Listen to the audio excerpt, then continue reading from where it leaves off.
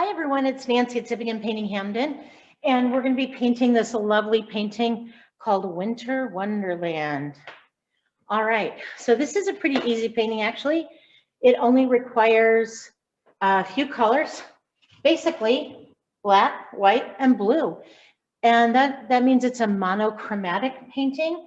It only has shades of blue. So this one will be relaxing and not too difficult. So away we go. First thing I'm going to do is to show you my supplies. I have some water in a jar, have some napkins, have my paints, and I have a few different sizes of brushes. I have a large flat, I have a medium flat, I have a teeny tiny baby round, and this is optional. I have a fan brush. I'm going to show you how to make pine trees with a flat brush and with a fan brush. So depending on what you have, you can use, do either or both. All right, so I love this painting because I think it's just really dreamy, really soft and gentle, and really it's like dreaming of being in the mountains.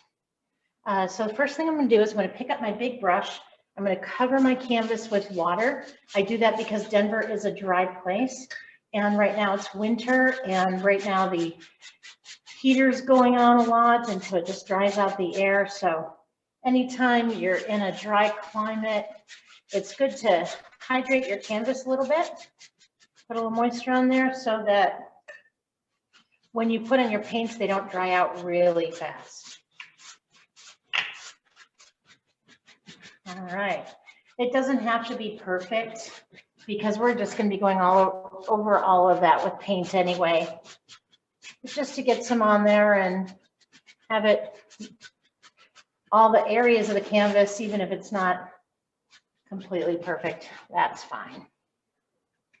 Okay, so what we're going to do first is we're going to paint the whole background a similar combination of colors.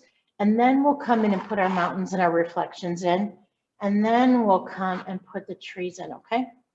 So the first thing I'm gonna do is I'm gonna pick up some white paint on one side and some blue paint on the other side. And I'm gonna take that brush and I'm gonna start streaking in the white and the blue paint. Streaky, streaky. Put it up there, I'll put it down here. Whatever I do to the top, I'm going to do to the bottom too, because the reflections in the bottom look just like the top. I can also paint the sides of my painting and the top of my painting as well as I go. And the reason for that is that's called a gallery wrap. And if you have your painting on the tops and the sides and the bottom, then it's going to look more finished. It looks like you wrap the painting right around it. And that just helps it look a little more finished, and then you won't need a frame. So go ahead and put that on so that I can lower this, and that'll keep that a little more steady. All right, so I'm just going to swoop back and forth.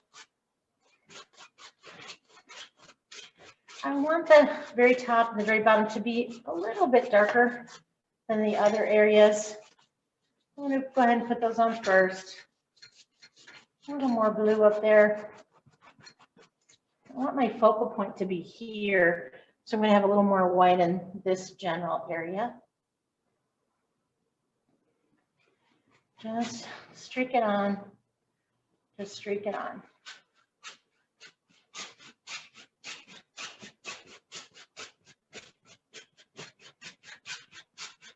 Such a soft, pretty painting. White on one side, blue on the other. And just streaking, streaking all over. And I want some white streaks, I want some blue streaks. I don't want to blend it all away. So if you're someone who's a perfectionist and you like everything to be the same, don't overblend your blue and your white. Let streaks show. Now, I don't mean brush strokes like this. What I mean are the streaks. We should have some white streaks, some blue streaks.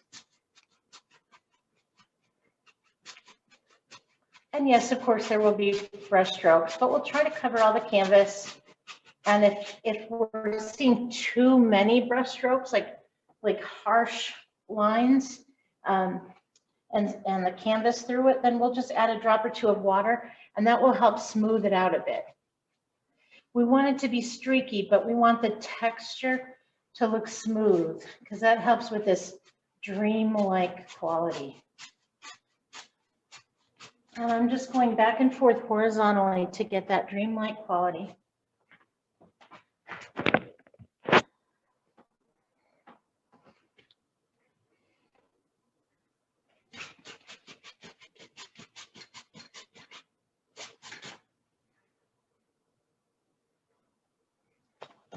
Whoops, got my brush.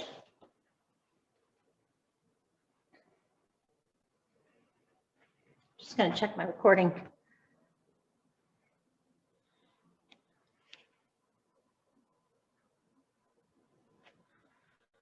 All right.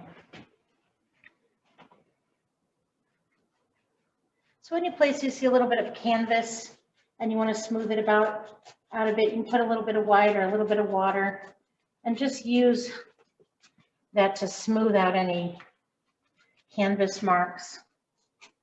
We just want this to look kind of dreamy, but not over blended, okay, friends? Don't let friends over blend.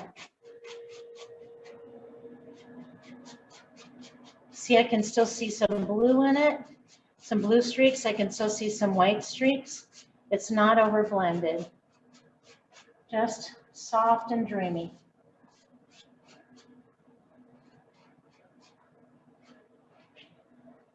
Nice. Not sure why the camera's looking dark in my screen.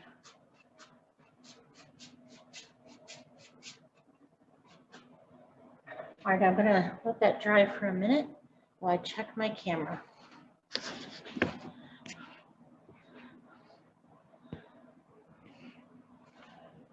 And how's my battery going?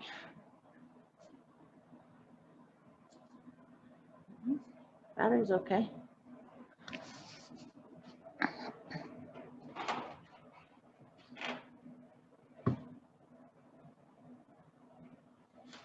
All right, so I have this beautiful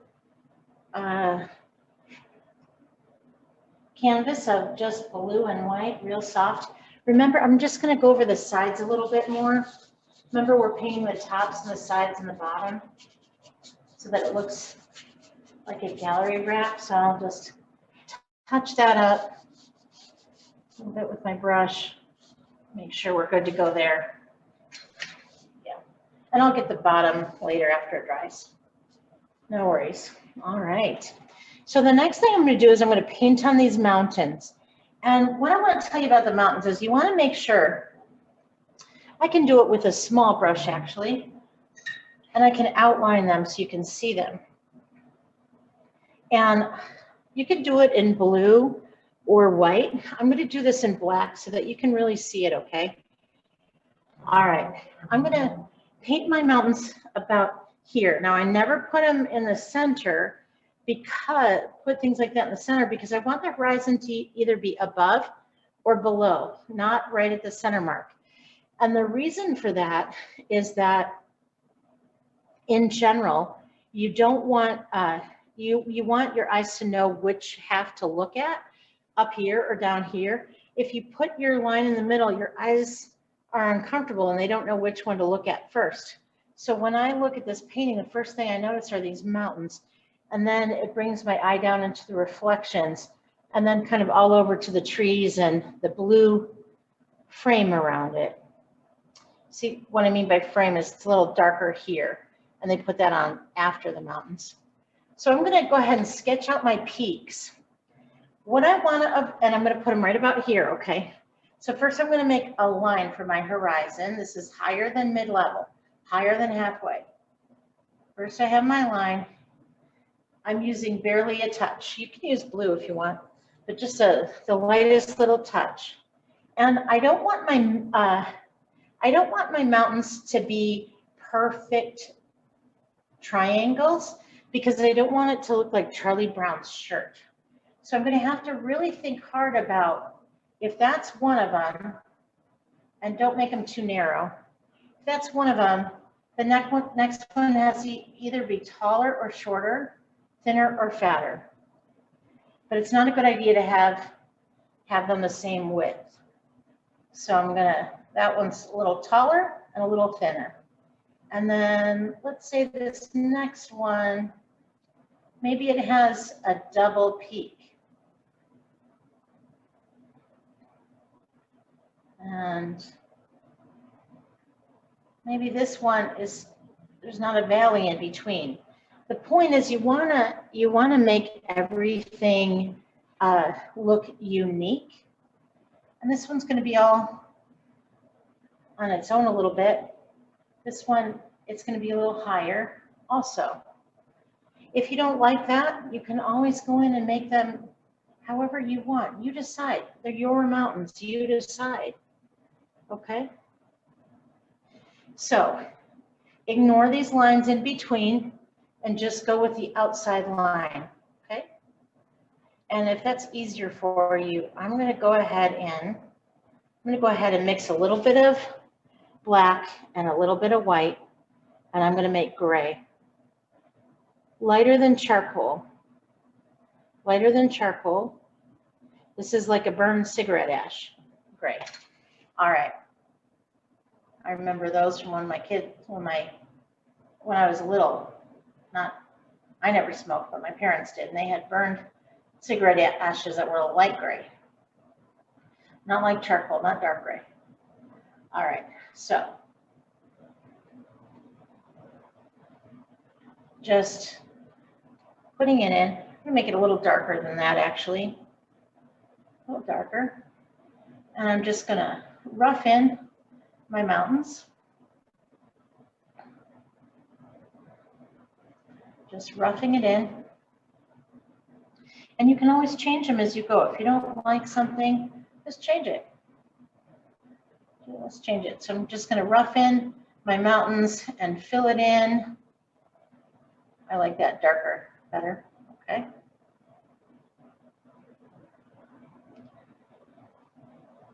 And I'm only coming down a little bit. I'm not coming all the way. Well, yeah, you know what the heck?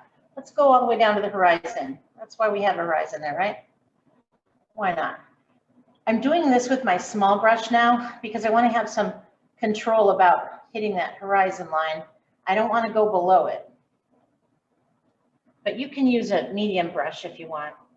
Just be careful you don't go below that horizon line, okay? I'm just scribbling it in. I think I'll switch to my medium brush, it'll be faster. But do you see now how each mountain has its own personality and its own shape? That's what we want. So I'm going to keep mixing a little more gray, a little more gray.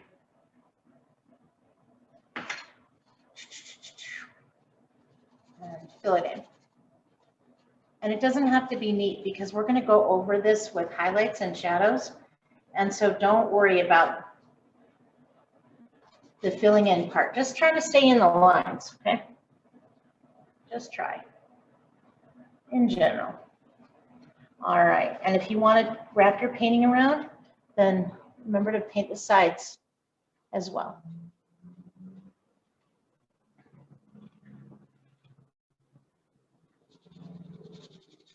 And this was just gray and white.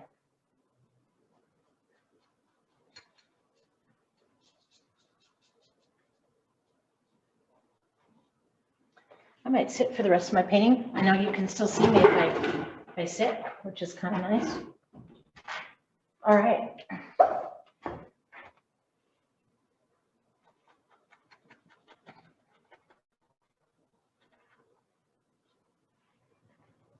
So this line is not real solid. It's not real perfect. Don't worry about it.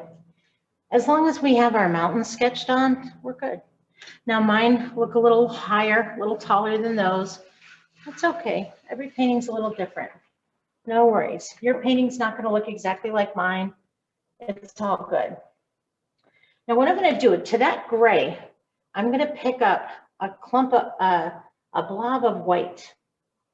We put on our mountains, but now we need the reflections in the water, because below the mountains, that's going to be water.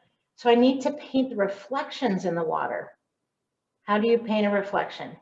So when you paint a reflection, it's always lighter in color, lighter, and not as detailed. This water is moving, so it's not going to be as detailed. So what I have to do is I have to think about this mountain and think about what would be the same thing upside down. Kind of, sort of, but don't worry about it being perfect. So that's that one upside down. I'm going to go to this one upside down. It's going to be a little shorter than that one, and it's a little rounder. Okay, and then it's got that little second peak. Notice how I'm not trying to be perfect. And that one now is going to be a little shorter still. And then that one, and it's a little tricky. It's a little tricky. You have to just take your time, go as slow as you need, because you have to think about it, what it would look like upside down. An easier way to do that, if you wanted, is you could take your painting and put it on its side. And if that helps you, if that's a little easier, awesome. And then I'm going to take this gray and I'm going to use this little brush and I'm going to brush that gray on. It's interesting, on this blue, my gray looks almost brown in the lighter shade. Kind of strange. Not sure why that is. The black must have a little bit of red or yellow in it when they're making the black paint. All right, do you see how I'm sketching it on not full, not neat, not full? Loose, loose, loose. The top, it's more solid. This is more sketchy, less paint, and more scratching, because that's going to help it look more like a reflection. Reflections don't give you a perfect image. Well, they might in a mirror, but not in the water. The water is going to mess up that reflection a bit. So we want this reflection to be imperfect. That's why we want it to look scratchy.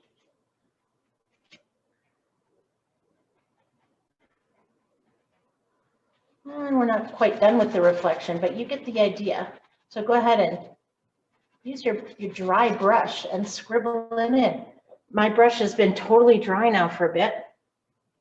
And I'm picking up really just a slightest bit of moisture from my dry paint there too.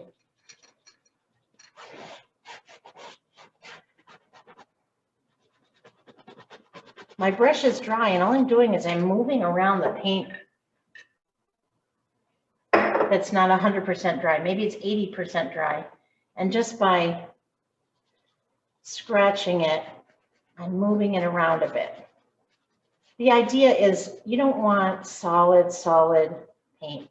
You want it to be super thin and a little messy and very much not perfect.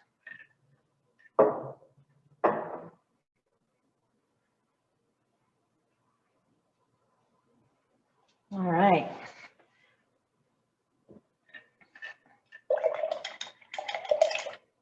So interesting to me that that black is not a perfect black. Okay, so now what I'm going to do is I clean my little brush. I'm going to take my medium flat brush. I'm going to put it in the water. I'm going to take my blue paint and then a tiny bit of white. So see that? Just a tiny bit of white on one side and a tiny bit of blue on the other. See that? And then I'm going to mix it. That was dry. That area was dry, so I'm going to use that I mixed it so that I get this light blue. Maybe a little more blue. I don't want it to be too light. It's not solid blue, it's lighter. It's got a little white in it.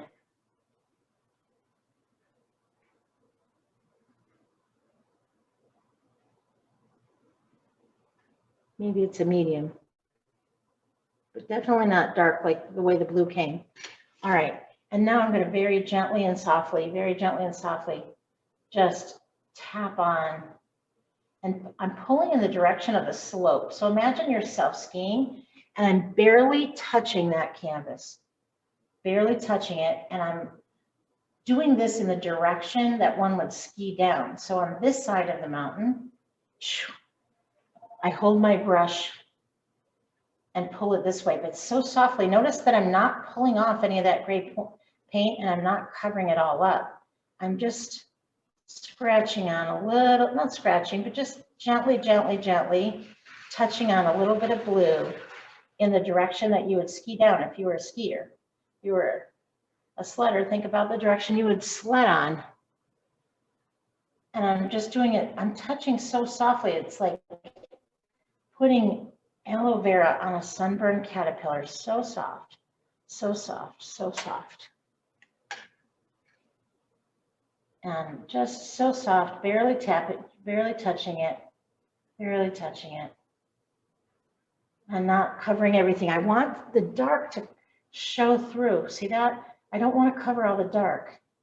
I just want to tap on a little blue sitting right on top of it, but I still want to see that gray. So it's the softest touch you can imagine, just the softest touch. If I were using a heavier touch, all my colors would be mixing and I'd have all that gray just mixing, but it's such a light, soft touch, just a few hairs touching. Just the softest, softest touch. This is still a little bit wet. I hope I can get away with that. I'm going to pick up a little more of that lighter blue, and I'm going to be real gentle, real gentle, real gentle. Imagine it has a sunburn. And it's saying, oh, oh, oh, don't press hard, don't press hard. Nope, I'm not going to. Real soft, real soft. All right, then down here, I'm not going to do that exactly because the water, I don't want it to be too perfect. So what I'm going to do is I'm going to just really softly pull a little bit of blue back and forth in the direction of the water. Super soft, super straight. Just take your time. Just super soft, super straight. If you need a smaller brush, grab a smaller brush. Super soft. Take your time, do it slowly. And I'm just pulling in the direction, in the horizontal direction. So it's giving some reflection, but it's not too neat. It's not exactly it doesn't show those slopes. It's making the reflections a little more gentle in the water, a little more, less detailed. So just by pulling across in this way, it's just giving some color reflected down and super soft. I'm barely touching this canvas. Probably 5 hairs on my brush are touching it. Just like that. And my brush is almost dry. I'm just going to pull across a few times. Just because water, of course, would make this mess up, right? Maybe just a couple of times, real soft. If you mess up, what you do is you let it dry, and then you put white on it, cover it with white, let that dry, and then you go back, and it would be like starting over with a clean canvas. Now these mountains have highlight on this side, and on this side they're darker. So I'll show you how to, a little bit more that we're going to do with the mountains. I'm going to take a tiny detailed brush, and I'm going to start at the peak, and I'm going to just draw a little line like a Harry Potter scar coming down, but not straight. I don't want it straight. You can go with where your line was when you were painting before if you want, or just create a new one. but make it like a lightning bolt or a Harry Potter scar, and don't make it straight coming down. This is the continental divide on each mountain. Starting at the peak, and I'm coming down real soft. I'm barely touching this canvas. It's more or less just skiing down right on top of the paint. And it's just showing me where I'm going to be dividing that continental divide, and one side's going to get highlights, the other side will get a little bit of shadow. Oh, maybe it goes here. There you go. But notice how they're not straight. Don't come straight down. Don't make them all the same. Okay. Now with that white brush, actually, I'm going to go ahead and put that in there. Give it a little clean. I'm going to take my medium brush.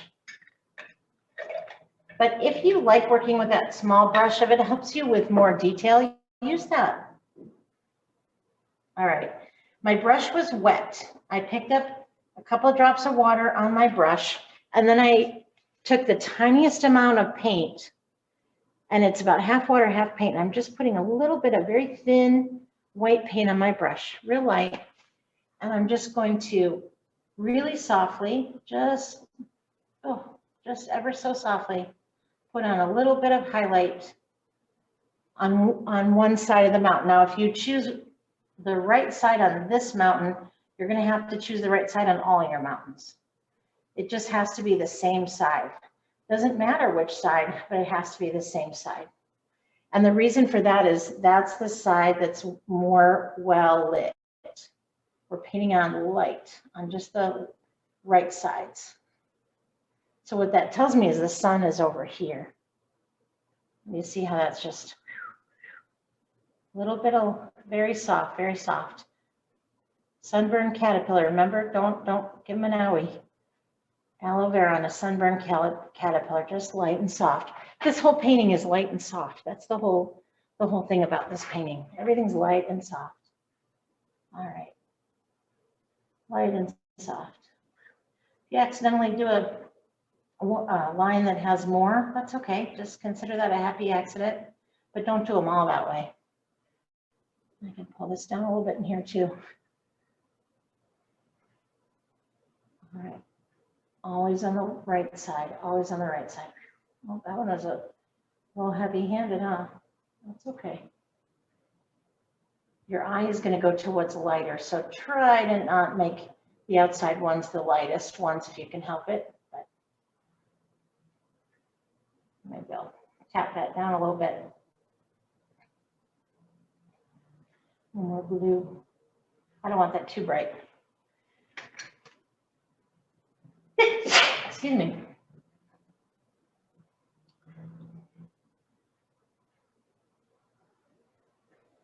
So just so long as the right side is the brighter side and has these white ridges.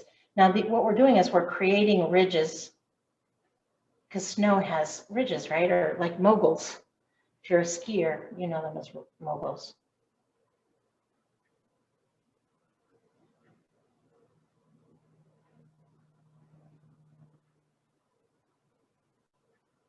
All right, nice. Now what I'm going to do, and what you can do here too, you can do the same thing. You can just add a little bit more white on the right side of each one of these in the water, but ever so softly. Don't overdo it. Just a little tiny bit, just on the right side. Just so it looks like these things have been reflected. You see that? Light gets reflected. All right. Doesn't have to be perfect down here, just soft, soft, soft light, and much less perfect. But you see how that looks like a reflection that way? All right. Real soft, real soft, real soft. Okay. So far, so good. All right. So remember when I said one side has highlight, the other side's got to have a little more shadow.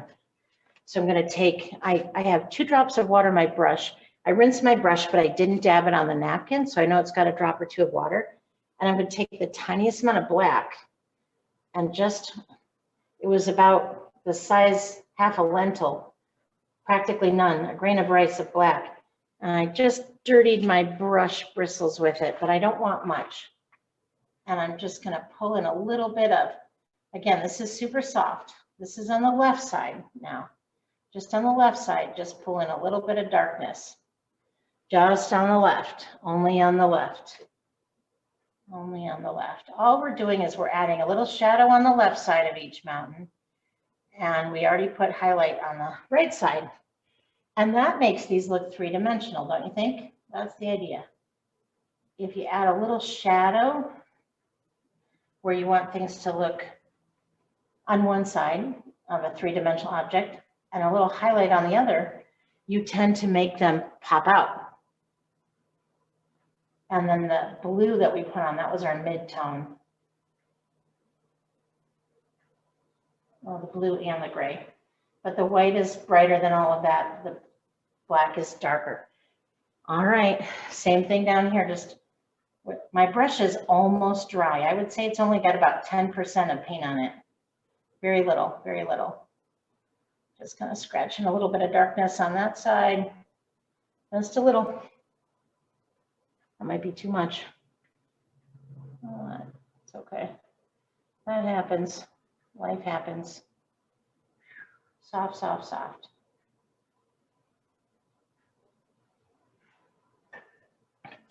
There we go.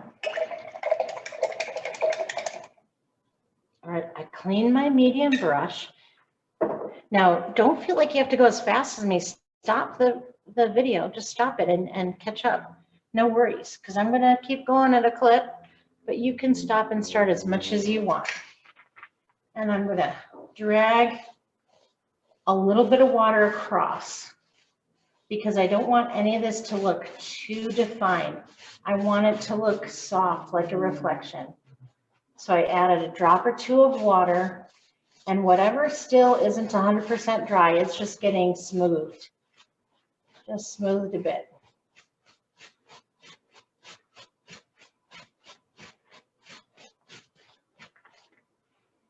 All right, that's not all we're gonna do. We'll do some other things to make that water look a little more, what am I trying to say? A little bit more water-like. This looks a little bit too defined right here. So what I'm gonna do is I'm gonna pick up a little bit of the tiniest amount of blue on my brush. Not enough that you can actually see it. It's more like making my bristles dirty. You see that? And I'm just gonna, just kind of mess it up a little tiny bit, but don't overdo it. Don't do too much. I just want to add a little bit of darkness right in here so I can't see the reflection too much. Too much.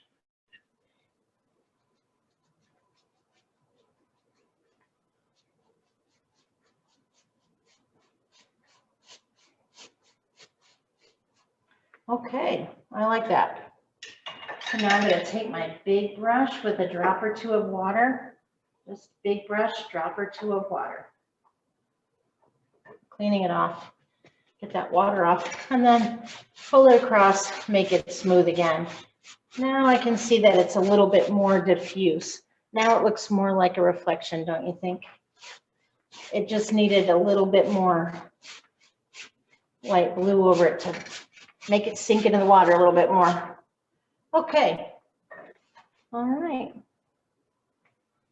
Now I'm looking at this picture, looking at this one. This one definitely has more clouds in the sky, so I'm going to pick up my medium brush, dab it in the water, and I'm just going to pick up a little bit of white, just a little bit of white, and I'm just going to scratch in some little cloudy areas. But I'm going to make them random. I don't want to make, and they're horizontal. See that? I'm just making it by pulling that across horizontally. Little clump there, little clump here. And it's just adding some little horizontal clouds. Why would they be horizontal? I'll tell you. Because the wind moves those clouds across the earth, across the lake, and just makes them Just pulls them thinner. Sometimes you paint fluffy white clouds, but these are a little thinner, they're very diffuse. Just be careful if your mountains are still really wet on top. Go easy. And I'm noticing down here, this is more white than here, so I can do the same thing down here. Oh, I gotta be soft about this. Oh, goodness. I'm gonna have to be careful. I'm gonna have to get some water to blend those in. That's too bright for reflection, right? So I gotta get some water and flatten that down. What I call tapping it down. I don't know what other artists call it, but just making it a little lighter. So I'm gonna get a drop or two of water and then quickly rub it out a bit. Oh, my big brush will be really good for that. Clean my big brush, dabbed off the water, and see now that way it's more diffuse. That's what I want. More diffuse. I don't want it to be too solid. See if I can pick some up with a brush and pull it up there.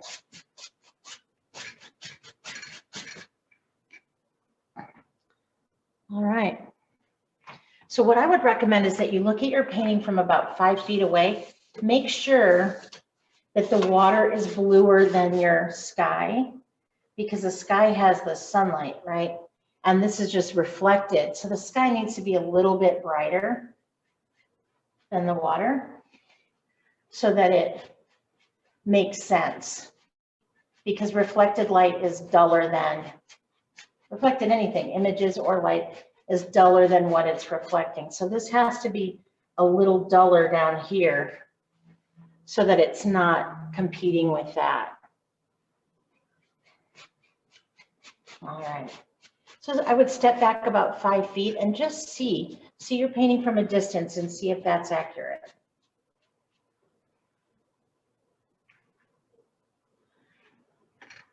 All right. So we've got mountains, we've got reflection, and we need some trees on either side. And then this is scratched in on the sides to create a little bit of a frame. Down here, they have something that looks like snow scribbled on. That would be the ground, and I'll put that in last, okay? But in the water, I want to make more deliberate water lines. So I'm going to pick up my tiny brush, and I'm going to, I can always steady my finger with my pinky, and I'm going to do this. I'm going to make some water lines. I'm kind of scratching back and forth. Can you see that with my small brush? Kind of this zigzag motion with my hand, and that's defining the shore. And then I can put a few water lines, just a thin, barely touching the canvas, straight across in water, in the water, just straight across. And you want to have that paint smooth. So add a little water to it so it's smooth like ink. Because if it's smooth, it's going to look more like water. So real thin lines, as thin as you can get. That one's a little thick, and you just want to add these little water lines. Now, these are light reflecting on ripples in the water. Maybe a duck just jumped in there. Maybe there's a log floating by. Maybe it's rippling over rocks. We don't really know the story under that water, but we don't really care either. We just want to make it pretty. So we've got these water lines that just tell a story, that just say, oh, there's life in that water. Tiny little water lines. I'm not going to overdo it, barely touching the canvas. And that just adds a little bit of interest to your water. You can also, here's a couple dark ones, and that was from that gray. Remember that gray? So if you have a tiny bit of gray, go ahead and reactivate it by putting a little bit of water in it. Make it real thin like ink, real thin.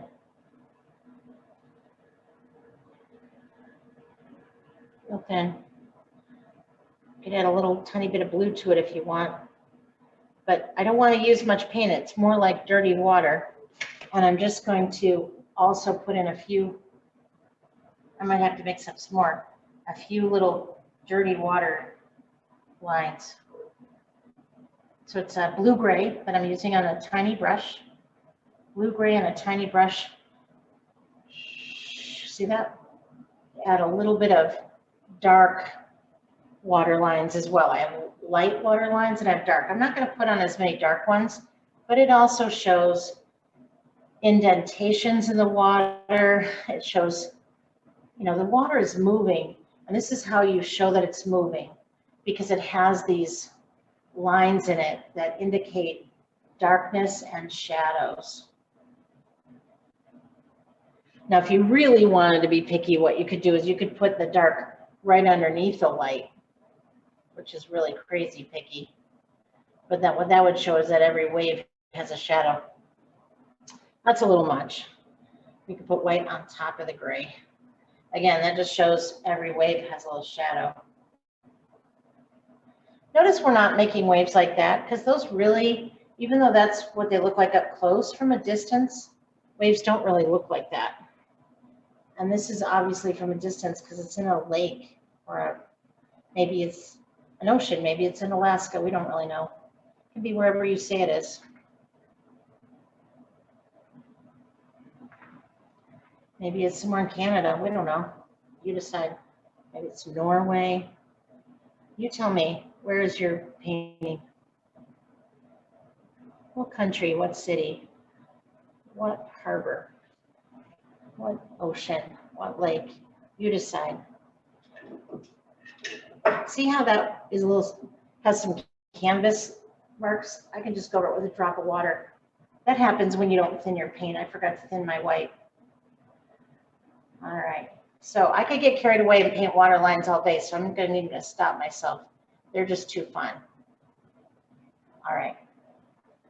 Sometimes you just gotta slap your own hand, say, tell yourself, walk away. Walk away from the canvas, please. All right, so there we go. We have beautiful background, we have mountains, we have reflections, we have water.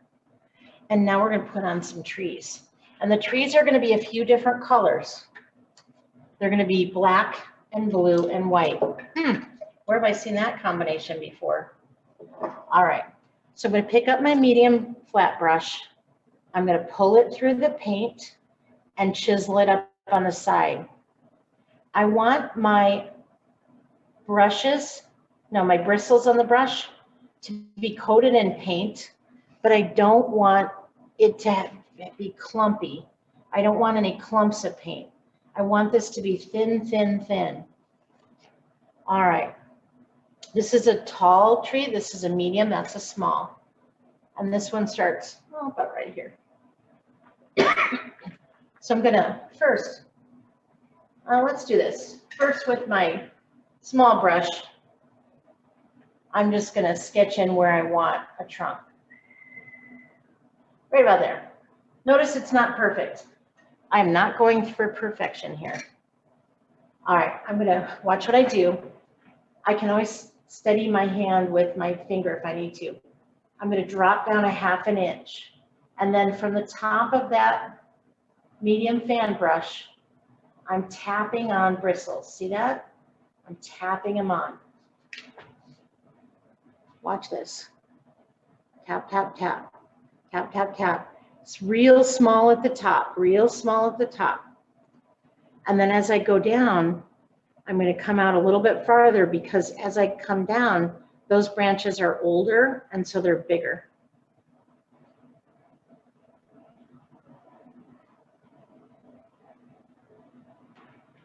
I can flip my brush over if I'm running out of paint, but in general, I want these to be, as I go out, I want them to get a little bit longer. I want my tree to be triangular.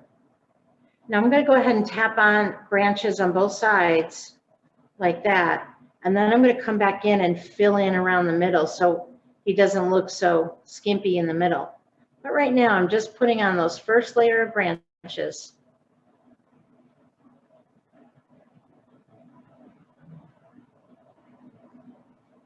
And you don't have to have the same exact number on either side.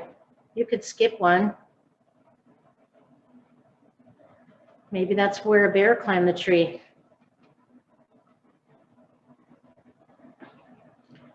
This is looking kind of skimpy, but remember, I'm going to come back in and fill in more. Okay. Now this is going to be a wider tree than that one. It's just personal preference. And I'm going to show you also a fan brush tree, okay?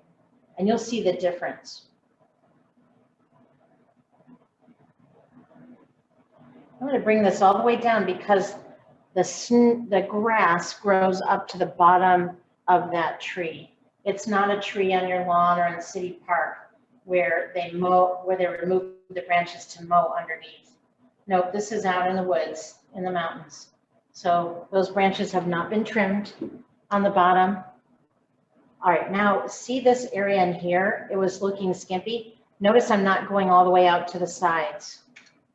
I am just tapping over the center area because these are the branches. They're branches that grow out this way. They're branches that grow out that way. They're branches that grow in front of you, and there's some that grow to the back. The only way you can paint the ones that grow straight back or straight forward is to add fullness over the trunk, because those are the ones that aren't sticking out side to side. I hope that makes sense. So I'm tapping on fullness over the trunk. I don't want to be able to see that trunk because in the center at the trunk, that's where everything's the fullest. That's where all those branches meet. So that has to be the fullest. Okay, so this tree is a little taller than that one. That's okay. Always make sure your trees have a point. They always need to have a point. If they're a pine tree, it needs a point right there because that's where the tree is growing new little baby buds. So always give it a point. If it's an evergreen, always give it a point. All right, now that's a big tree. Now I have two smaller ones. So I'm going to show you one more like this, and I'm going to show you this one with a fan brush, just because, just so you can see what different brushes do. Okay, so this is tapping on a trunk on that one. I prefer this tapping motion when I put on a tree trunk. This one goes all the way down. Rather than a line, I just think it looks more rugged. Okay, so I have to make this tree shorter. Remember, I dropped down about a ½ inch, and now I'm tapping little clumps, branches and clumps, branches and clumps. If you start in the trunk and then go out, it's nice rather than zigzagging because you don't want to be accidentally painting the Z's. So I start in the trunk, tap out, start in the trunk, tap out, start in the trunk, tap out. That gives me a nice shape to my trees. Start in the trunk, tap out. And some are going to be longer. Just don't make it perfect. Perfection is really the enemy of painting landscapes because nothing is perfect in nature, is it? Nothing. A tree wouldn't be perfect. It's going to have thicker areas and thinner areas because maybe a bear climbed in there, fell asleep, and oops, fell in its tushy, broke the branch and fell right down. Maybe there's a bird's nest in there. We don't know. Maybe somebody came and accidentally broke off a branch. Maybe they were building a fire, needed a branch. We don't really know. So don't make anything perfect. If it's missing a branch or if you have a spot that's a little more bare, even better. That's even better. Just don't make it perfect, okay? Do bring your branches all the way down though, all the way down.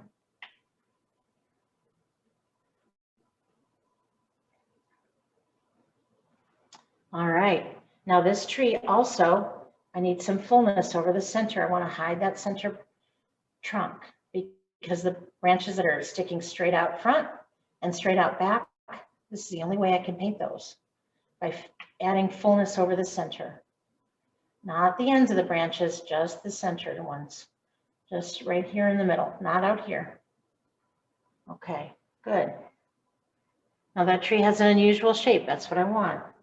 I'm letting this one dry, and I'm going to show you how to use a fan brush for a pine tree.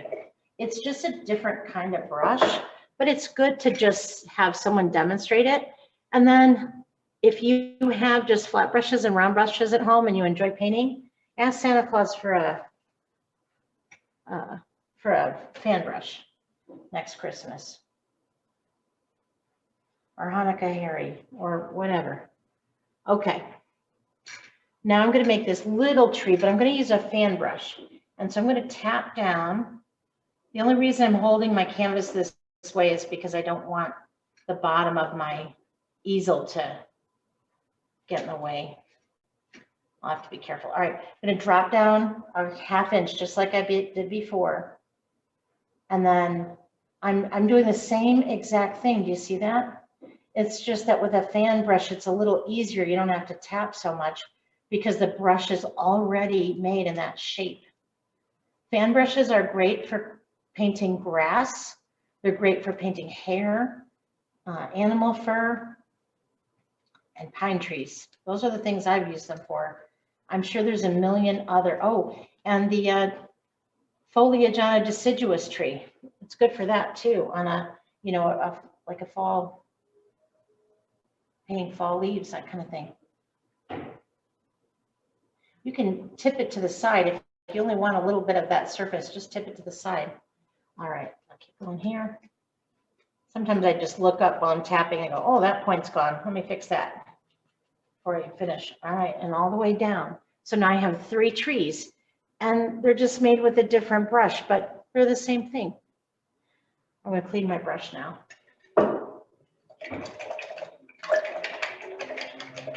I suspect this blue, in fact, was put on with a fan brush. Scratched on up there. Now I have to let this dry, because if I go in there and start putting blue on top of black, you won't be able to see it. But those are my next steps. So go ahead, take this time to clean your brushes and look at your painting from 5 feet away while it's drying. Go ahead and look at it from 5 feet away. Now I want to tell you how to know if your paint is dry or wet. If it's wet, it's going to be shiny. It's going to have these wet, shiny looks. If it's dry, it's going to be matte. What I mean by matte is not shiny. So there's a few ways to dry your paint. Acrylic paint dries in about 5 to 10 minutes. Excuse me, in Denver. If you're in a more humid place, it takes longer. But in Denver, it's pretty dry here, so it dries very quickly. It's about 5 to 10 minutes if it's put on thinly. Longer if you're really caking it on.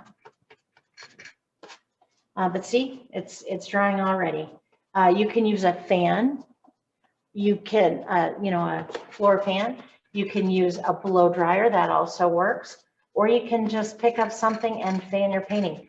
Another way is you can pick it up and use your painting as a fan. Just wave it around. If it were a hot summer day, I would probably step outside my door and I would wave it around, and in 2 minutes it'd be dry. The heat and the wind would just dry it right up. But already this is drying pretty nicely just doing this, and notice it only took a few minutes. That's what I love about acrylic paint. Some people don't like that about acrylic paint because you can't keep moving paint around like you can with oils. With oils, it takes about a month to dry. And even then, it doesn't technically dry, it cures.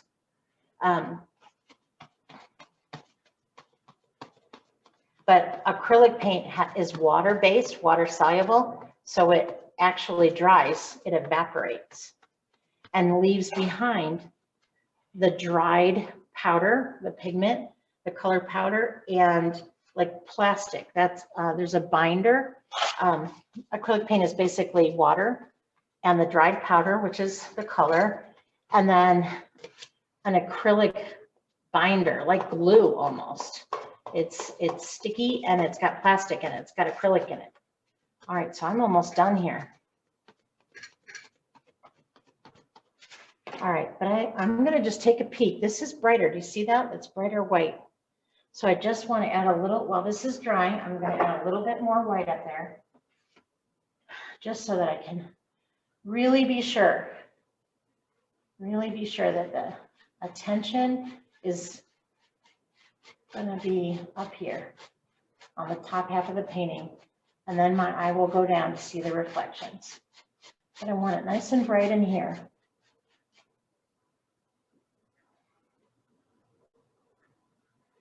See if I can skim the tops of the mountains. It's almost like there's little clouds just floating over them. That actually happens. Clouds do float over mountains.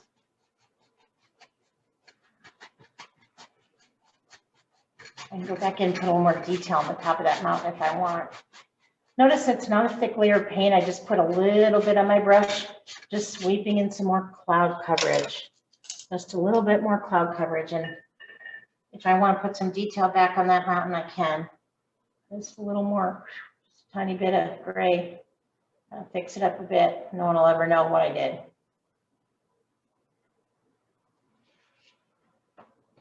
Maybe that one needs a tiny bit of detail too. You can always fix things. And the thing about acrylic paint is if you don't like it, just let it dry, paint white over it like you would correction fluid, and then paint it again. You can't really do that with oils or watercolor. You definitely can't do that with watercolor. All right. This is pretty dry, so I'm going to go ahead.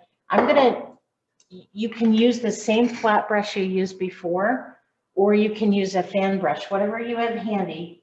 Doesn't matter, it's the same thing. But what I want to show you is I'm only going to put on this blue on about 1/3 of the branches, maybe a half. Very little paint. I want to leave the dark. I want that black to show through. Don't cover the dark. You need the dark to see the light. That is a Bob Ross saying, and it's really brilliant. It's brilliant for life, and it's brilliant for art. So that's why I extend these blue branches right out to the edge. But the black is the inside of those branches where the shadows are. So I got to pull out the blue a little bit farther than the black, just to be sure that it's all covered. And that was a lot faster because I didn't put on as much paint as I did with the black. I'm only covering about half of this black. Now, if you're painting with just a flat brush, it's going to take you longer. Then just stop the video. Just stop the video while you do this. But don't cover all your black with blue. Just don't cover it all. Remember, you have to have as much black showing through as you have blue on top, maybe more. You have to have dark to see the light. If you cover all of your black, it won't have this nice dimension. It won't have all those colors making it look realistic. So don't cover all your black, okay? I've seen people do that all the time. I'm not putting as many taps on with the blue as I did with the black. Fewer, okay? Now it's starting to resemble this one more. Now, one thing I can do while I have that blue on my brush, and it doesn't matter if it's a fan brush or a flat brush, but I can take a little bit of white paint, just a little bit, with that leftover blue. And just so long as it's darker than my sky, add a little more blue. Maybe just blue and water, that would also work. But since I had blue, I'm gonna make it darker than my sky. And this is, see that? That's just kind of scratched and scribbled on. They just scratched and scribbled on the edges. Whoever painted the original of this one, and I do know, it was named Jillian Fitzmaurice. Wonderful artist. She's worked for us years ago. Now she's on to bigger and better art things. But anyway, she came up with this original, and it's lovely. And she just scratched. That's my word. Scratched on blue in the corners to make it look wispy and magical and kind of dreamlike.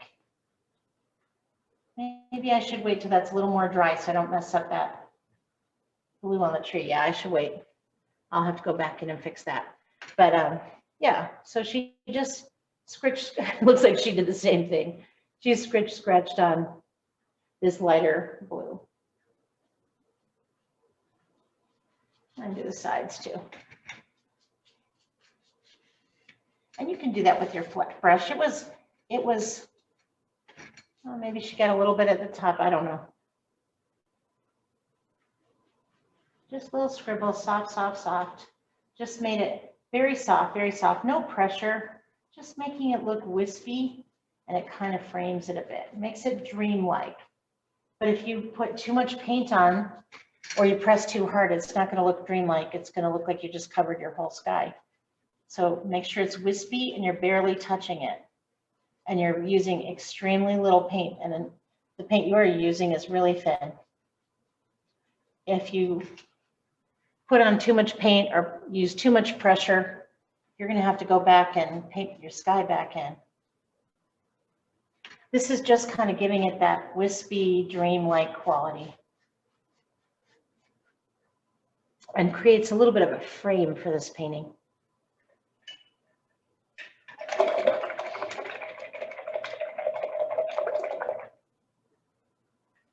If you have hard lines there, you can clean your brush and use just dirty water and just soften it a bit. Just kind of mess it up with just water while it's still wet, and that'll soften, soften, soften. I can go back in and put in more white. I don't want this to look too harsh, so that's why I'm trying to soften it before it dries. But if I overdid it, I can always come back in and put in more white. Not a problem. Not a problem. Just know you can do that. Just avoid getting any black in it, or then you'll just have a gray sky. We don't want that.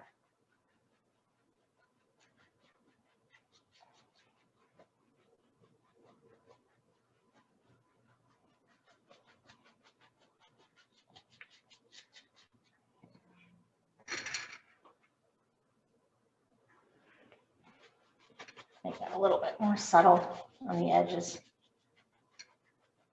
This one looks subtle, more subtle. My brush is dry, just moving around that paint that's not 100% dry yet. All right. So far, so good. I'm waiting for this to dry. When it's dry, I can put my snow on.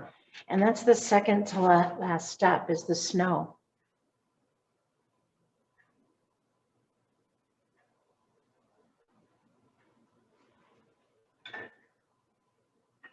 So I always recommend get up and look at your painting from 5 feet away so you can see what others see.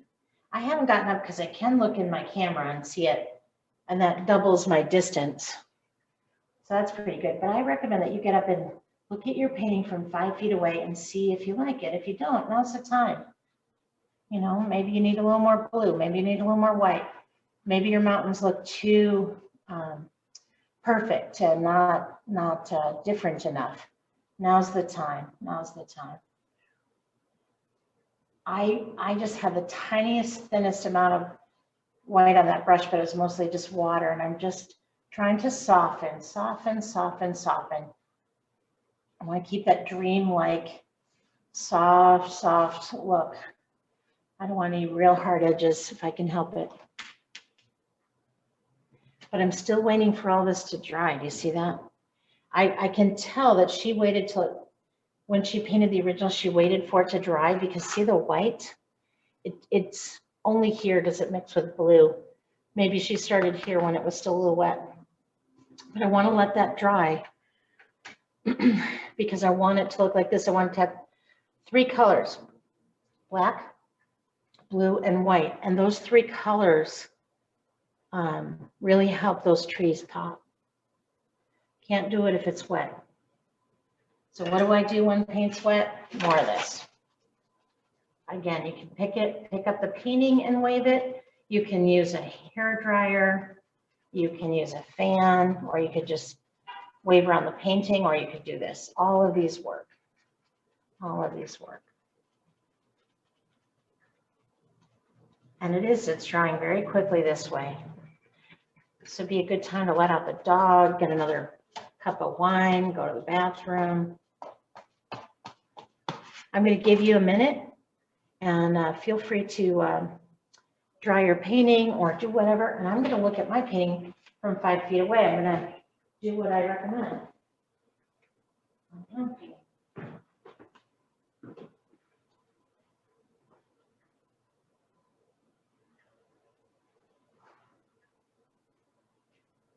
So I went 5 feet away like I've been telling everyone else to do. That's always nice. And what I noticed from 5 feet away is, first I have to clean my brushes. I'm going to add just a tiny bit more white to my sky. But I'm still waiting for this blue to dry. I've got to make sure my brushes are clean before I pick up any white. I'm just going to scratch on a little bit more white in my sky. I just want to make sure this is the brightest part. I want the trees, I want the painting to have balance. And if I put a lot of snow here, which I'm going to do, I need to make sure that the reflections on the snow from the light in the sky is not brighter than the sky. So I just want to make sure that this is bright enough. Yeah, I think that's good. All right. So I'm going to go ahead and show you how to put on the snow. Again, you can use the fan brush, or you can use one of these flat brushes. It's really your call. Now, let me tell you, I don't think I told you this yet, so I'll go ahead. There's 3 ways to know if your paint is dry. One is if it's shiny, well, if it's wet, it's shiny. If it feels cool to the touch on the back, means the whole, like the painting in general is still wet. Okay. And if you pick it up and you wipe it on the person next to you and they scream, that means it was still wet.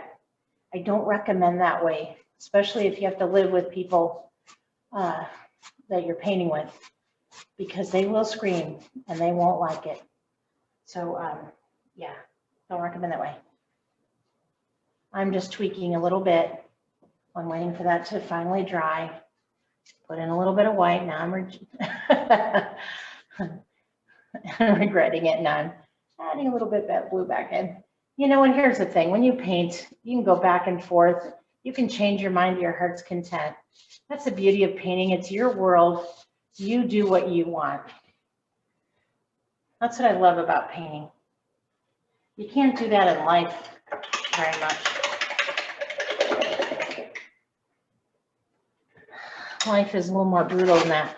This is still a little bit wet. I put on a little bit thick. All right, so I'm going to put on the snow. You can use one of your flat brushes, or you can use your fan brush. You decide. If you have a fan brush, go ahead and use that. I'm going to use flat because lots of folks just have flat.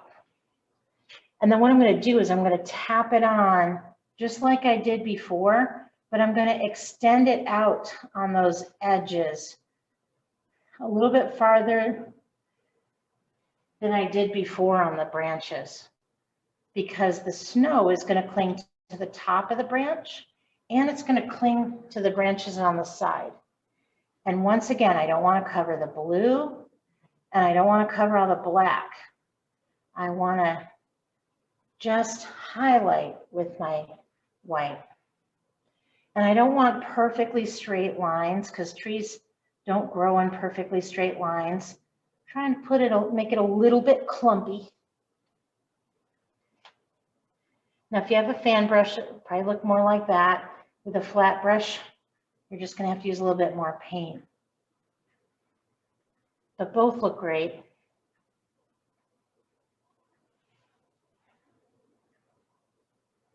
Both look great. And I like to have some areas thicker than others because maybe a wind came and knocked some snow off in one direction and not in the next direction. Or maybe the birds came in to fly them to feed their young ones in the nest and knocked a little bit of snow off when they did that. We don't know. We just don't know.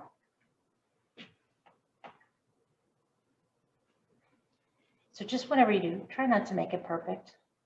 Starting down at the bottom on this one, just because it's a little bit wet up there, so stalling. All right. And I'm just tapping on with my big flat brush, but I'm just trying not to be perfect about it. I want some of these tips of branches to just kind of hang over heavy with snow, because you know how they would do that in your backyard? The snow sticks to the tips and it sits right on top of the branches. And none of it's in perfectly straight lines. That's a dead giveaway that it's not real. So you want to, and maybe there's a tiny bit at the top, just a tiny bit. Maybe there's a tiny bit on this one too at the top.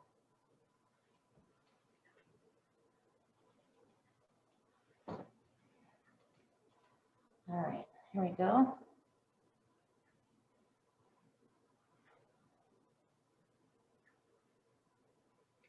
I'm going to take this opportunity, since this is still a little bit wet, I'm going to scribble in the snow on the ground in here. And notice that I'm putting it over the blue, but I'm not putting it in solid because that's leaving little creases and crevices in that land. And I like that look. So I'm not putting it in too solid. I like that. Maybe a little blue showing through. But that's the land under the tree.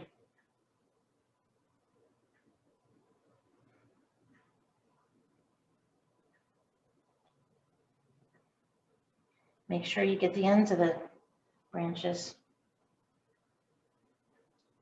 I have to fight myself, try real hard not to make anything look too straight. If it looks too straight, it won't look real. Branches don't grow perfectly straight out in little rows. And our brain wants to paint things that way because that's how we have order in our life. Well, sometimes. And you want to make it not orderly when you're painting trees. There's nothing orderly about it.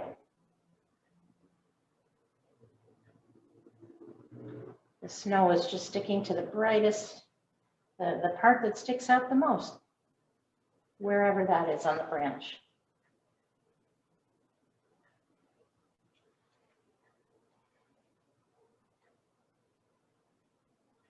We're almost done with this painting. Now, after we get our snow on, if you want, you can put a couple of little birds, because adding a little life to a painting really is nice, because then you can picture yourself enjoying that scene as well. So a little life in a painting is a good thing.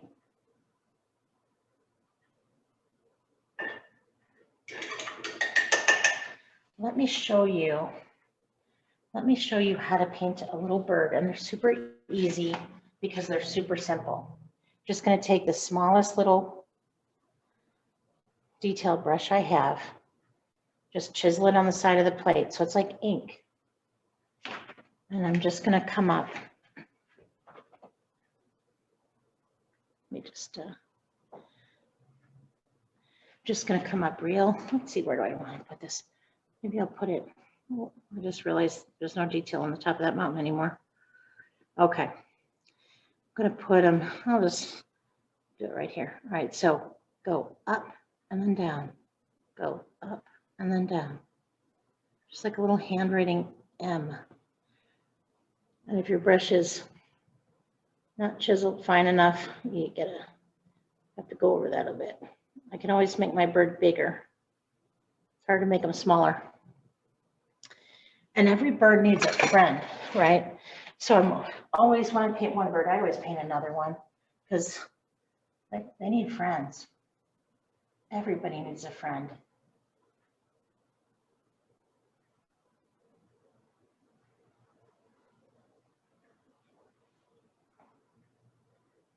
All right. That's kind of dark up there, so I put on straight black, so that's a little too dark. So I'm gonna, and a little snow up there on the top of that mountain. Why not? Why not? And this one's got a little snow.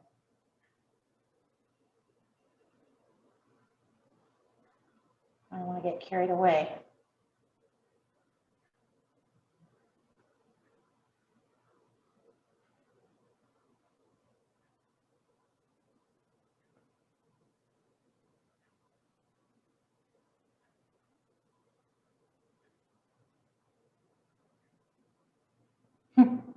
I did not plan to do that. But, you know, when you're painting, you're just having fun. Sometimes you improvise. Let's see if I can. That would make more sense. It's not quite so obvious. Because those mountains are very, very far away. It's really tall, so that's what happens. If you don't put down your brush, you're going to end up improvising, and you might regret it. I do it all the time. But okay, that's the general gist of it. That's my completed picture. I hope you had fun painting with me today. I really hope you did. I enjoyed painting with you. And if I were you, I would get away from the paint before you do what I'm doing and mess up a good thing, right? So I'm going to sign my painting. Let me show you where to sign your paintings. Anywhere. You sign it anywhere. I'm going to just take, since I have a little space down here, I'm going to take a little blue on my brush. I'm going to come down right here in the corner. I'm going to just put my initials in the painting in the corner, just 2 little initials. And that's it. So this is the painting Winter Wonderland. Thank you for painting with me today. I really appreciate it. And I hope that you'll join me in the studio sometime. We're at I-25 in Hampden in Denver. And when it's not a pandemic going on, we're open every single day of the year except for Thanksgiving. And we have classes every day, acrylic, watercolor, oil. We do Bob Ross classes. Those are 6-hour-long oil classes. They cost a little more, but totally worth it. And you go home with a beautiful oil painting. And we're going to do some pour painting and kids camps, all kinds of stuff. So right now we're selling take-home kits during the pandemic. Those are $20 each.